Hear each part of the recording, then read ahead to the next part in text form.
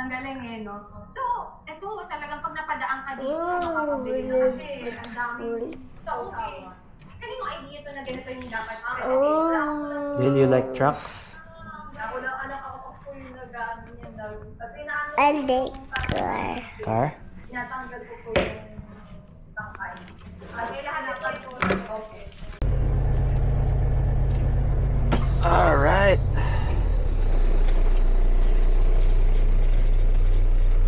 Another day na naman. Back to vlogging na ba?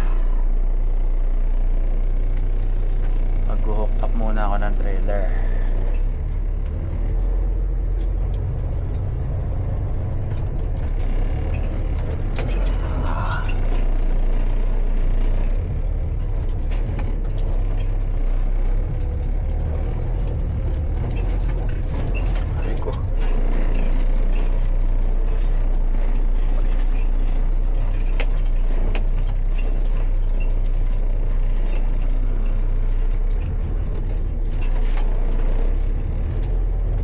Ko yung 201.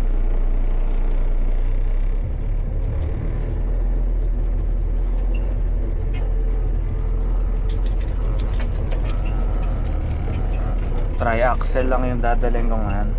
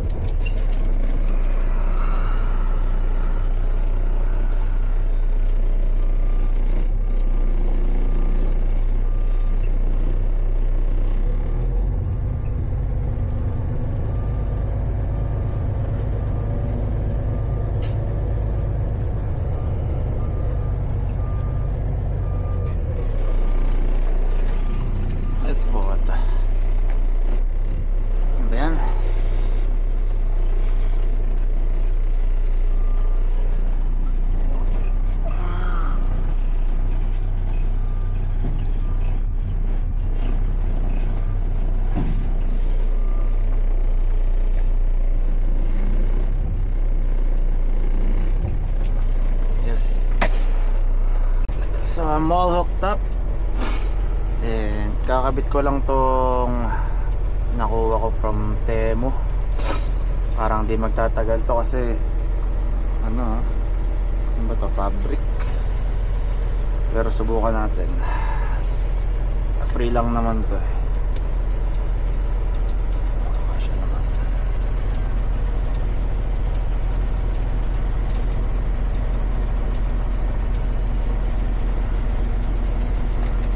Maghihimul-mul na kaagad. Ayan. Kasya ba? Parang hindi kasya.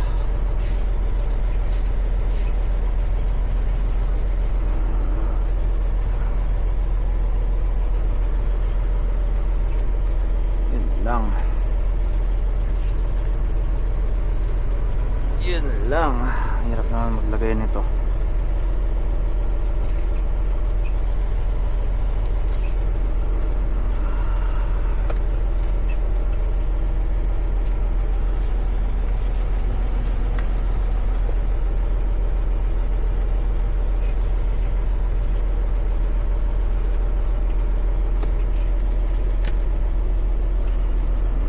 Kapag lalagay pa lang masisira na.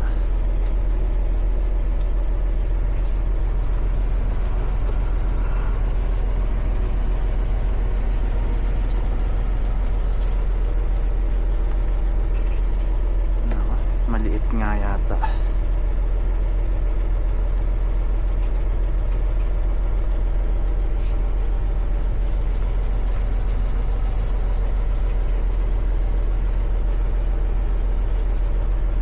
Maliit nga ito. Kasya pala. Sakto pala yung size na nakuha ko. Ayos. Maganda siya. Sana lang tumagal man lang.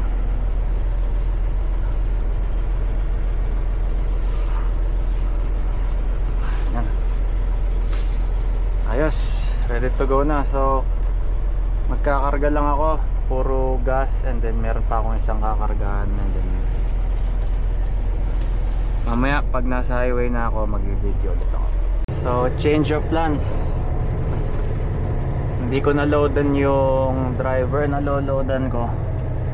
Pati ako, hindi rin ako nakapag-load. So palabas ako ng refinery ngayon, and then punta naman ako dun sa isa pang refinery. Tapos dun ko siya lo-loadan kasi locked out yung trailer niya eh. So nagpalit siya ng trailer. Ngayon dun siya pupunta kasi walang ganong pila dun. And kailangan na niyang makabalik ng Calgary. And then itong load ko, kakargaan ko na lang after niya, and then bukas na ulit. Bukas ko na i-deliver daw at hindi naman sila nagmamadali. So yeah, chill day lang ngayon, magkakarga lang. Siguro may papakargahan pa after nun. So yun, punta tayo ng Suncor.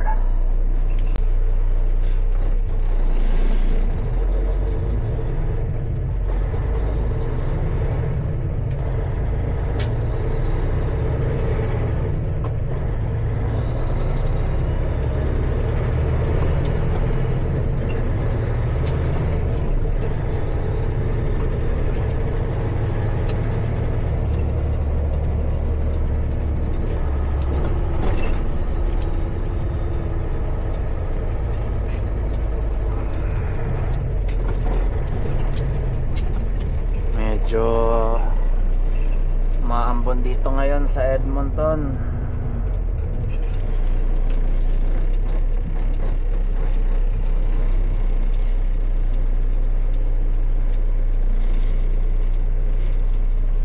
Easy day lang, makakauwi ako ng maaga. Alanganin na kasi pag pinatuloy niya ako. Naka day cab lang ako. So ewan ko ba bakit hindi na lang nagpadala pa ng isang driver kanina. But it's okay.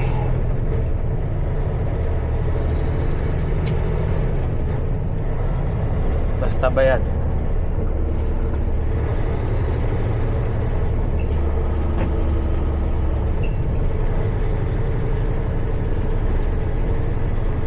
Saktuhan natin yung train.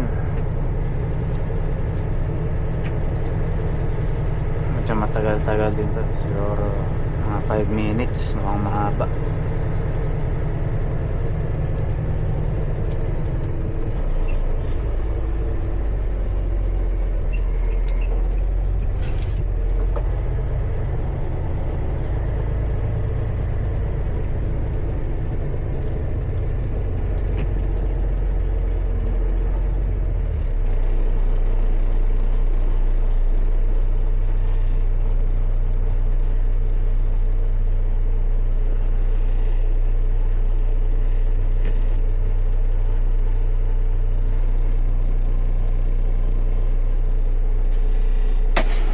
Muna tayo. Yun, tapos na. Mabilis lang.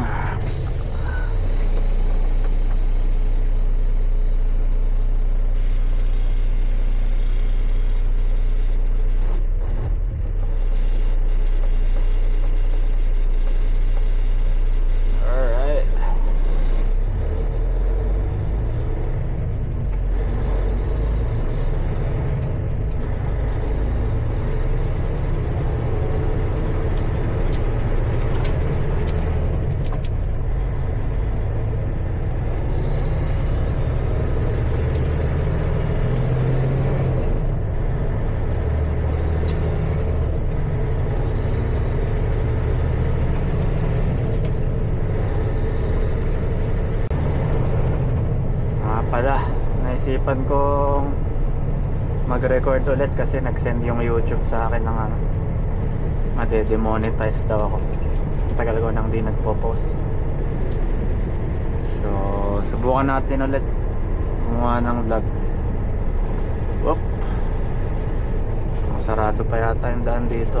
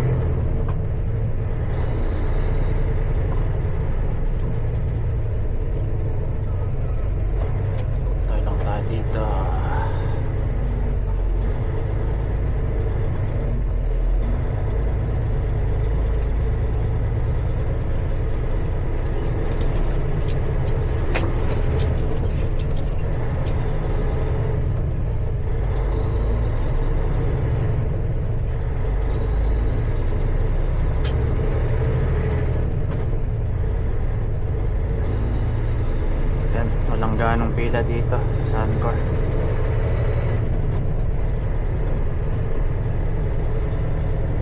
So maghihintay lang ako dun sa gilid, and then lipat ako dun sa truck niya.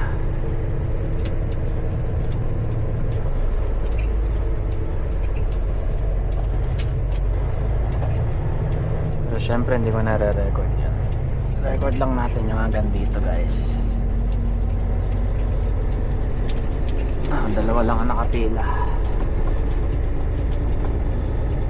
Pwesto lang ako dito sa gilid na yan. Yup. Dapat pala hiningi ko yung number niya.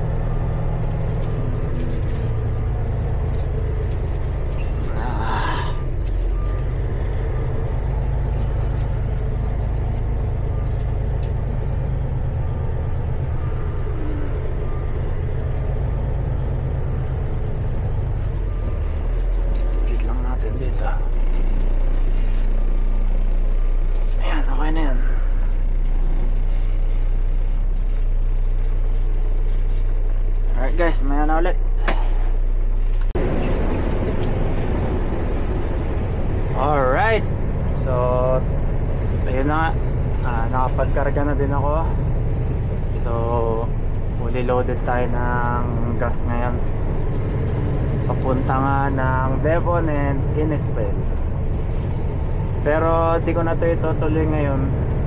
Sabi ng dispatch, bukas ko na raw ibiyahe, agahan ko na lang daw. So ayan, makakauwi tayo ng maaga at makapanood na lang ng game 1 ng OKC sa Minnesota. Medyo maulan pa rin ngayon, so okay na rin para hindi tayo mabasa habang nag-unload. Hindi masyadong naka-oras tulad ng gusto natin, pero okay lang, bawi na lang tayo bukas. So ayun nga pala, nakalipat na ako ng home everyday na trucking company. Fuel pa din siya, pero ngayon yung mga dinideliveran ko usually mostly mga retail stations, mga gas stations. Hindi katulad dati na madalas mga airports and bug plants. Ngayon mga fuel stations na around Alberta. So matagal-tagal na rin ako hindi nakakalabas ng Alberta. Nakakamiss din, pero mas sa ngayon mas importante yung time sa pamilya. Nakikita ko sila every night, every day, and every weekend.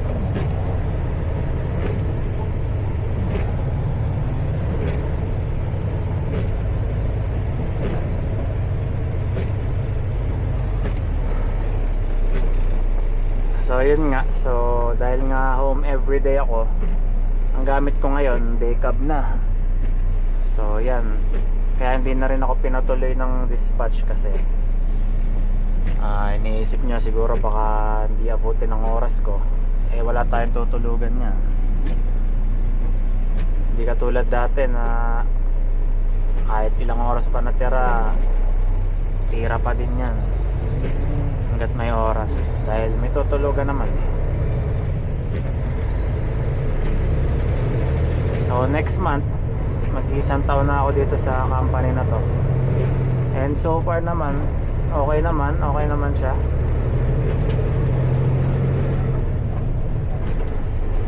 And sana maging okay pa nga nang matagal. Kasi kahit nakakamiss yung sa highway, syempre mas na-enjoy natin yung nakakauwi dahil sa mga bata at sa asawa, diba? Alam mo na yan.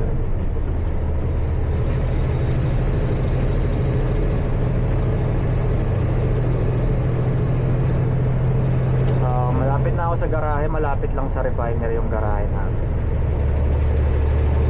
So magpa-park lang ako and then hindi ko na puputulin dahil ito rin naman yung dadaling ko bukas. Then uwi na.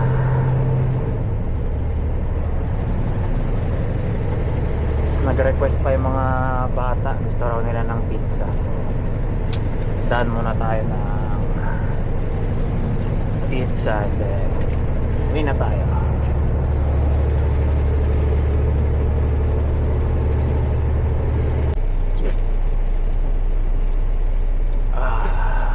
Ayun, dun lang yung yard namin, sobrang lapit lang.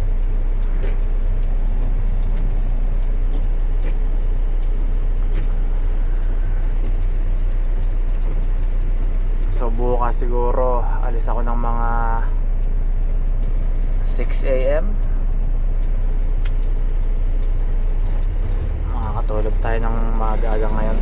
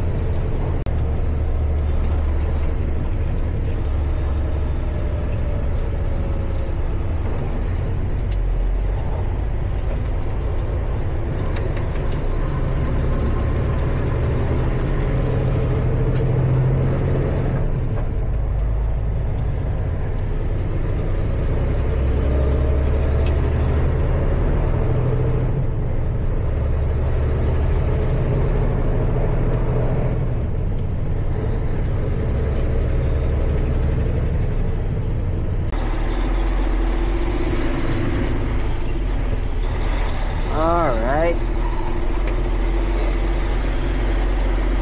kain na tayo guys.